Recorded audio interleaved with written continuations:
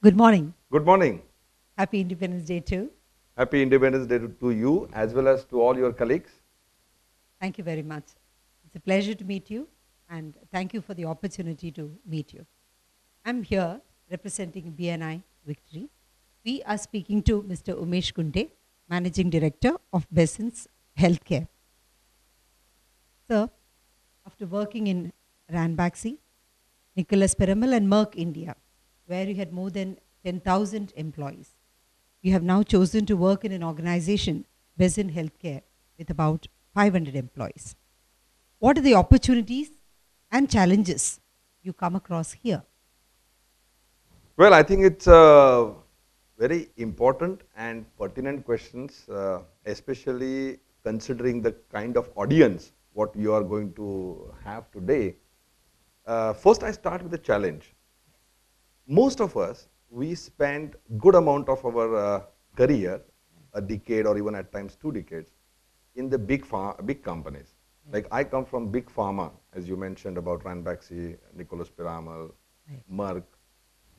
So when you work in a big pharma companies or big organizations for that matter, the biggest challenge what you face when you enter into a enterprising opportunities like Besins India, what I am, the challenge is to giving up your comfort zones.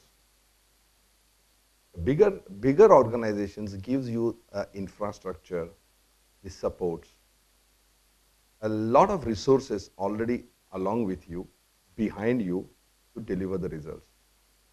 When you scale down to a smaller organization, but have a long plans and big visions to make it a big one, what is not there with you is all those things which you have in a bigger organization. probably you took them for granted too. That's right. So that's where I'm coming to. Most of us, over a period of time, take the things for granted. And many a times, the performance is in spite of you, not because of you. Oh, so well said. So that's the challenge and you face when you scale down and enter into an organization like this. But then one should also focus on the opportunities. There are at times bigger opportunities exist in such challenging environment, like creativity, huge, because you there is nothing with you and you start afresh. So the organization is open for innovation, for creativity, and that's I think is the most attracting proposition for anybody to plunge into this kind of opportunities. Second thing, which I'm sure most of the audience here would like to uh, accept or agree with me, at one point of time in your life, you always would like to create something of your own. You would like to feel or you would like to make yourself feel proud about it, that I have achieved something and this is Absolutely. what is it is. So you get, when you look at a greenfield project like this, you get that opportunity. That excites you. That excites you. If you go down the lane 5 years, 6 years, 10 years down the line, and when you look back, you get that sense of achievement. Absolutely. And that was I think was the most exciting one here. Yes. And probably the people who join or who are there in this small organization That's right. also see that you bring in a lot of value because of your experience in the larger one. And they see a Absolutely. lot of hope there too. Absolutely. And what I experienced in last 2 years or so, Yeah. people, the mindset today have changed. People are more open, willing, or even excited Take to, risk. to take risk, Yes. to join the greenfield projects because they want that freedom. They have that urge to do something extraordinary in which they think they can do it here. Absolutely. That I think is an opportunity we as an Indians, we should always look for. Amazing. Very well said. In that context, when someone wants to scale up, a startup business is there and the Mm. person wants to scale up and Mm. take the business to the next level, what are the considerations that the person should immediately take care of? Well, I think before I answer this question, I would like to put forward a mantra here. for any entrepreneur for that matter, the process is start small, gain expertise, and scale up. Yes. That's the three-stage evolution we talk about. My experience here is most of the entrepreneurs, especially the first generation entrepreneurs, they start off very well. But they have some dream, Yes. they have passion, and at times they have some products to offer. Right. Absolutely. But then they stumble upon in scaling up. Okay. And here my few words of wisdom to them is, there are 4 factors they should look at it in the process of scaling up the organization. Okay. 1, timing. Okay. You must understand when to scale up the organization, when to scale up the business, and what is that scale. The Understand the timing is, market, you mean to say? the timing of your own organization is very important. Okay. Market does exist at times, Right. but the timing is bad. Yes. So let me explain to you what do I mean by timing. Go back to the same mantra what I said. Yes.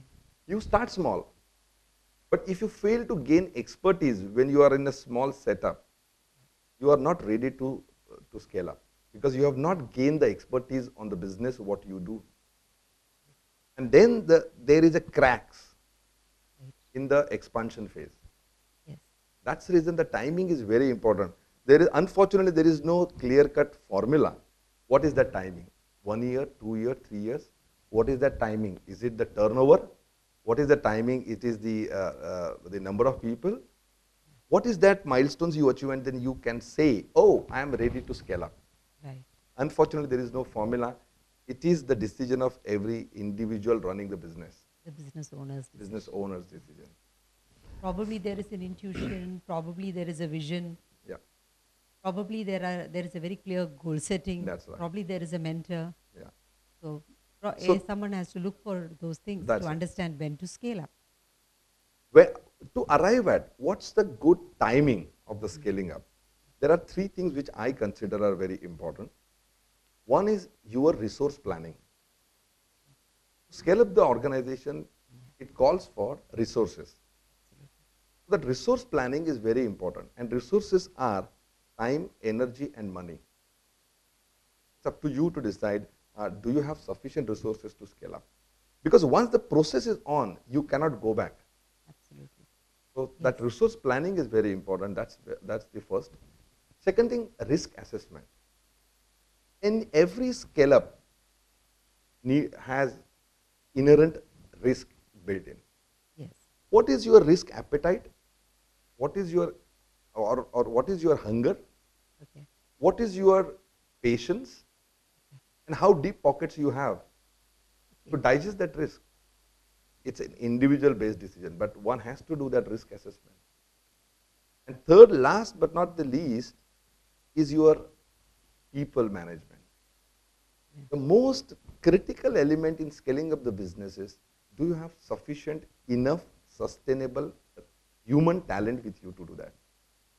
If not, you need to acquire them, you need to build them.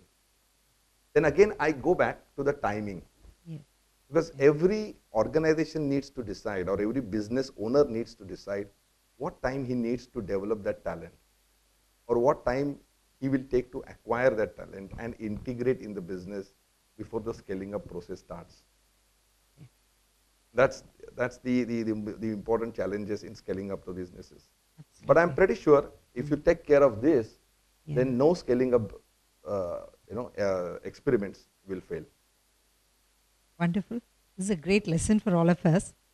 I'm sure many of us are thinking of scaling up and probably not very clear clues about how to go about it. It's nice that we have business leaders like you to guide us. Thank you. What, according to you, are the 2 best strategy and action plan mantras to be successful in the Indian business environment? Well, I think not to disappoint people, but my answer is very basic in this case. My 4 points again here as a strategy to be a successful business person or a successful entrepreneur or a successful leader for that matter. The 4 important points I consider, first and the foremost, believe in yourself. As a leader, if you believe in your own thoughts, in your actions, just go ahead and do it. Just go ahead and do it. You Believe in need to your have that belief. dreams. Yeah. You know, today, fortunately, in India, every business or every industry has tremendous scope to create a fortune for you. Okay. You have belief in that. It's very important. Very important. Second one, be passionate. Be passionate. To build organizations is not a child's play. Yeah. It's not an easy cakewalk. Right. You need to have a passionate about your dreams. Absolutely. Otherwise, you will not have the stamina to drive it. That's right. Passionate. Passionate. Be passionate. That's my second important mantra. Mantra. Third, I will say, stay focused on one important aspect of your business. Stay focused on the customer delight. Wow. Okay.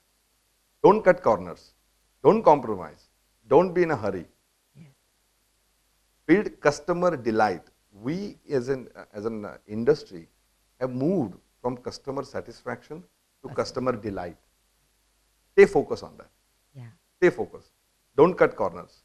And when we talk about customers, we are talking about both internal and external. Everybody. Everybody. Internal, external customers. Both. Or stakeholders, I will say. Yeah. Not even the customers.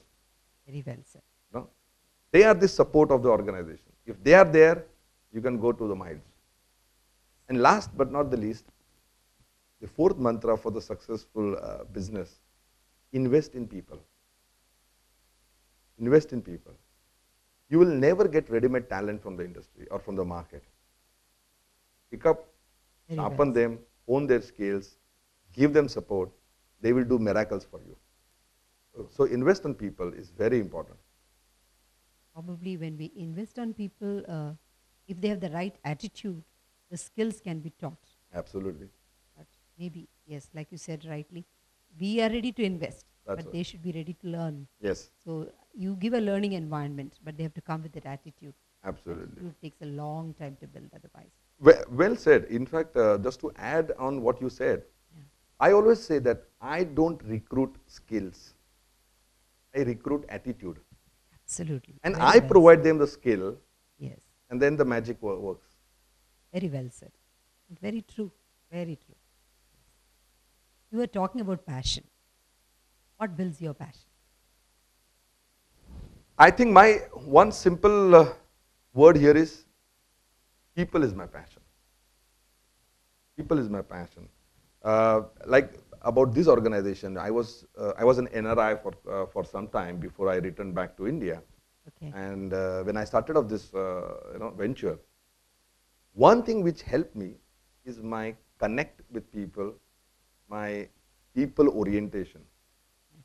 We could attract talent from all the big companies Yeah. just on one call. Okay. Somebody is ready to work for you. Somebody is willing to work with you. They could probably see that passion. They could trust. Yes. Yes. So I think my passion is people. When somebody knows, I can learn from this guy. I can trust this gentleman. I can, vouch for him. I can travel an extra mile with this guy. If you have this kind of opinion about yourself, You. or about you from the people, Yeah. I think you have the most important asset with you. Very. It's very difficult to earn the goodwill of people. That's right. It's very difficult. People work for people. Otherwise, anybody can provide money. Yes. Anybody can provide the perks. Anybody can provide the name. Yeah. Then why do people work in a particular organization and do fantastic results? I think there is a chemistry between the people. Very well said. The bonding has to take place. You have to be passionate about people. Building the For any leader, I yeah, think. and that's my message to all the people who are young budding entrepreneurs in the group. I think they have to be passionate about all the employees in their organization. Already you have covered one competency, yes, people competency. But if you have to name 3 additional competencies that a leader must have, what would they be? Wow, it cannot be covered in few sentences. It's a big topic by itself. But just to add on what we have been discussing Yeah. so far, My one line is leadership is a contagious disease. So, Yes. the leader has to be like that. So, few more points. Everybody around him becomes a leader, Absolutely. situational leader. So to add on a few more points here, I will say to be a good leader, you must have a vision. You must have a vision. If you have a vision, and people should see that vision, Very should well live said. that vision, Yes. should believe in that vision. And if that happens, then you are building a winning team. Yeah. That's It's- true. yeah. Yeah. Second thing is, as a leader, you need to be role model. Because people just can't follow the instructions. People will follow the actions. Very well said. Yes. People invariably follow somebody.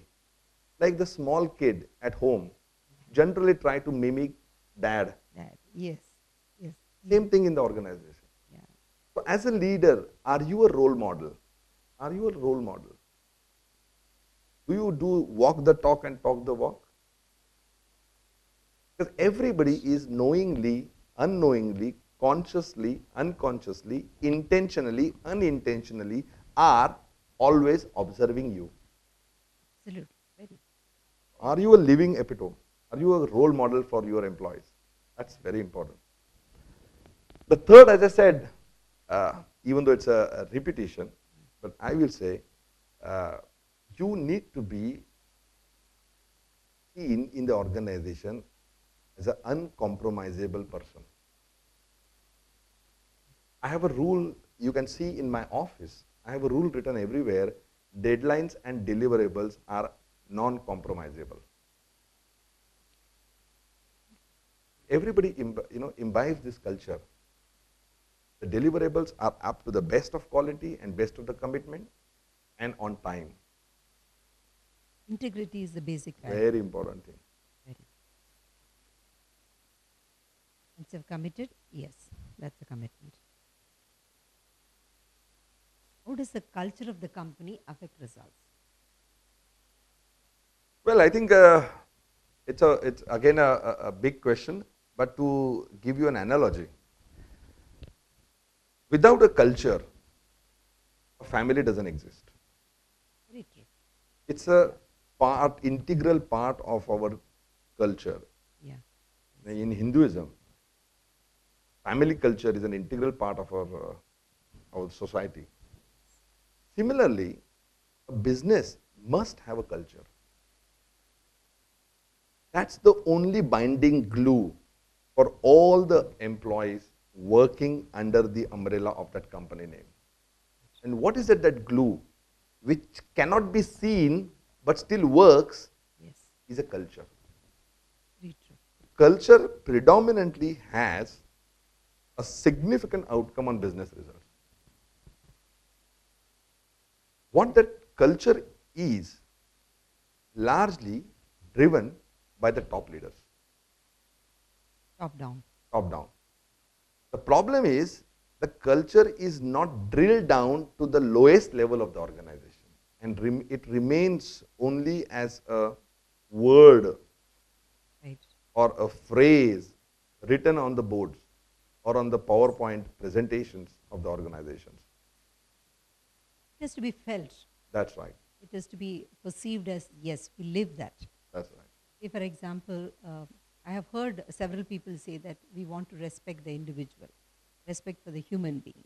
But then when the highest person in the office enters the office, and then there is a support person who's wishing him, good morning, sir. He doesn't even turn back and acknowledge that. That's right. That gives us very strong message. Yes. The moment he calls him by name and says good morning, Yeah. then I think the first score is successful. Well, sir, you said it. And that's the culture. It has to be lived in. That's culture. Openness. Yeah, As I see in my organization, the openness is the most important culture. There are no punishment or no bad words to anybody who makes mistakes. Because making mistakes is the first sign of learning. Very well said. True. People are not afraid to take Try. risk, to try something new, to innovate, And to because also admit. you know Yes. that's very important. Even Openness. if you commit some mistakes, it's the open culture brings you that Yes. willingness to admit. Yeah. Otherwise, no ownership will be there. That's right.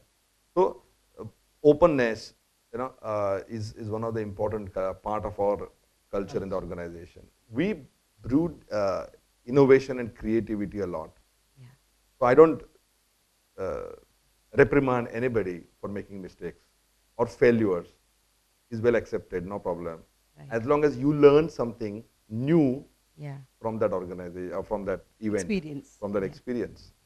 So Hindi में कहावत है, गलती करो, गलतियां करो, गलती करो, गलतियां करो, मगर वही गलती दोबारा मत करो. That's Exactly. the organization culture we have in here. People make mistakes. Any organization, for that matter, is big enough to absorb a mistake of an employee. Very true. Are you in a position to give him that kind of comfort? If you can provide him that kind of comfort, he will give best of 100% of his to you in performing that task. That gives you the results. That's right. So there are different shades of the culture one can bring in. It depends on the organization. It depends on the level of the organization, the genesis of the organization.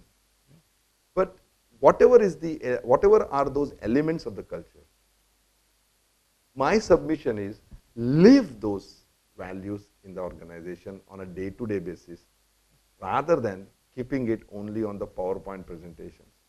Very true. It has to go out of the boardroom. That's right. It has to permeate to the canteen. It has That's to right. permeate to the reception room. Yeah. Everywhere. Yeah. Everywhere. Yes.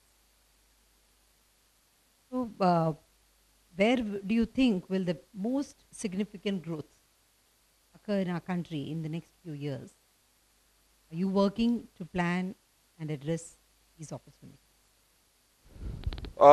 From a business perspectives, if you ask me the growth opportunities, I will honestly submit that the growth will come from all sides, all angles. Fortunately, we are in a country which is an absolutely emerging economy with a rapid pace. So every part or every sector will grow well. And that's the positive side of our country. So all those people sitting around here, the message is, in whichever sector you are in, Yes. stay focused, growth is going to come. In every sector, in every industry, there will be growth, because next 20, 30, 40, 50 years, this country will transform substantially in all directions. Right. So believe in yourself, That's it. like you rightly said. And that's the integral focus. You all should have it. But just to add on what you said, and to just give you still a specific answer for the benefit of some of them, my focus will be on 3-4 areas. Okay. One is infrastructure. Okay. Definitely it's going to be a boom in this industry. We have just started off. It's a long way to go, and so all phenomenal rise, you will see them. The second is consumer goods and services. Yeah, very true. Consumer goods Booming and economy. services. And the classic example I can give you about Android phones. The purchasing power of a consumer in India is completely changing. Mindset towards these Absolutely. consumer And goods. so consumer goods and services will have a substantial boom now onwards. The third, I think people have different opinions about it, but I still feel all the industries which is based on the technology, be it information technology or automation, so the technology, Yes. definitely it's a growth area for us. Right. A growth area, because we still have to cross a substantial amount of mileage, especially in a common man's life, Yes. as well as in the industries. Yes. So technology or technology-enabled services is Yes. definitely is going to be another growth industry. That's true. And the fourth one, which is related to my industry or healthcare industry, it comes from there, but is applicable to everybody. Any business, which is meant for pediatric population, that's kids, Yes. geriatric population, that's elderly, and women's population. Yeah. These three sections of the consumers Okay. is a fantastic boom in next decades or so. That's the way. Very, very precise analysis. And I'm sure that with your experience, you have given us very good advice and suggestions. Thank you for the time that you have given us and also for sharing your expertise. And we look forward to your support as BNI Victory. Signing off is Girija Deshpande, BNI Victory. Thank you, sir. Thank you very much. Thank you.